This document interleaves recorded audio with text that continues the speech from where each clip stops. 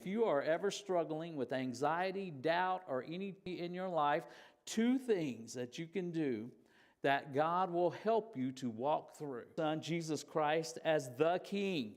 He is the promised King. Father, I know we have maybe anxiety over Jesus, the Messiah, the King. Jesus, the Messiah, the King. We've been waiting for. Or not. I know there's a movement now. If you say Jesus is King or not, I know there's a movement now. Disciples. And we're going to talk about that more in just a moment. And then he sends with assurance. And that's where the doubt. Assurance. I am with you. Assurance. I am with you always. I am with you. So when we go, always, I am with you. So when we go and we carry out the mission of God, it's not that we're going alone. It's not that we're going out with our own power. We're going as God directs us because He is with us. He empowers us and He tells us where to go. Now, we always come to this passage, Matthew 28, but the reality is every gospel ends in the very same way, not with the exact same words, not in the very same instance, but Jesus is telling His disciples, those who are following Him, that they are to go.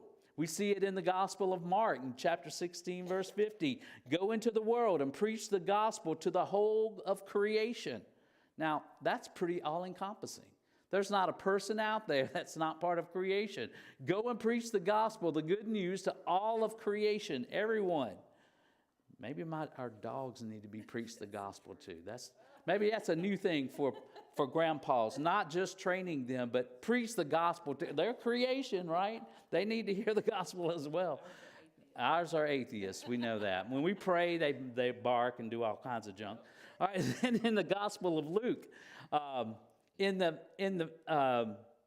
chapter 24, verses 45 to 49, Jesus explains that the gospel again is to proclaim all the nations, and that there are witnesses, and He says very clearly, I am sending you. Go on the mission. This is your mission. And then again in John chapter 20, verse 21, as the Father has sent me, I am now sending you. Now, every gospel recorded in the Bible, eyewitness accounts, records that Jesus says, I've come, I've been sent, now it's your turn, right? Every one of them. So I think God may have something for us. I think He may have a direction for us. The final message in each of the Gospels is that He's sending His messengers, and that includes you and I. And we are sent on the mission of God, not a mission from God. If you're an older person who watched the Blues Brothers, we're not on a mission from God. We are on the mission of God. We are to carry out the mission of God. Now, what is this mission? If you're able to come to the Christmas Eve service, we started talking about it a little bit. History's greatest rescue mission.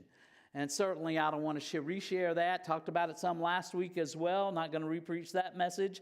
But you need to know that the Missio Dei, or the mission of God, what it is and has always been an incredible rescue mission. We see it in the very first passages of Genesis. God creates the heavens and the earth. For yourself, what kind of fruit it is. God just says, for yourself, what kind of fruit it is. God just says, here's a fruit that you can eat, but don't eat before God in their sin. They are sinners for the broken and redeem the enslaved.